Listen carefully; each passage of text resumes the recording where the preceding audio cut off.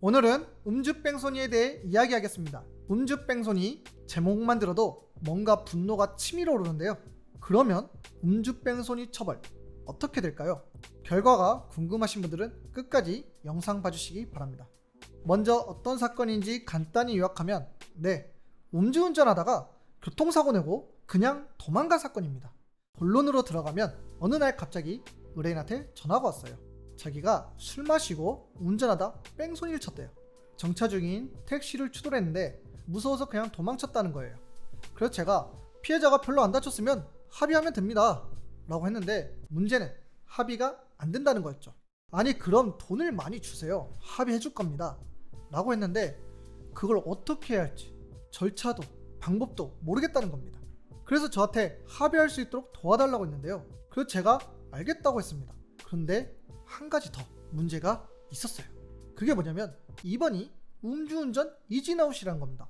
그리고 하나 더 요청이 있었는데 벌금형 받게 도와달라는 거였어요. 네? 벌금형이요? 음주뺑소니는 벌금형 안 나오는데요? 아니 생각해보세요. 그냥 일반 뺑소니도 최소 집행유예인데 음주뺑소니가 어떻게 벌금이 나옵니까? 라고 했는데 그래도 도와달라는 겁니다. 저와 의뢰인이 가장 먼저 시작한 것은 합의였는데요. 합의가 안 되면 벌금형 가능성이 제로이기 때문입니다. 이 사건 같은 경우 조금 오래 걸리긴 했지만 그래도 피해자와 원만히 합의를 했습니다. 이렇게 합의를 하긴 했는데 그래도 검찰은 가차 없더라고요. 바로 형사재판에 넘겨졌습니다. 법정에서 재판장이 물었어요. 음주뺑소니인데 벌금형 선처를 바라네요. 혹시 특별한 사정이 있나요?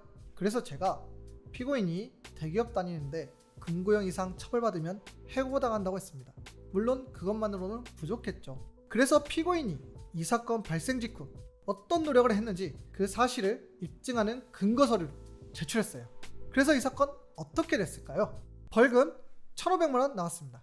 판결문 보니까 음주운전에 뺑소니에 게다가 음주운전 투하까지 원래는 실형으로 다스리는 것이 마땅하지만 피해자와 합의하고 재범 방지를 위해 노력한 점이 인정된다는 것이 그 이유였죠.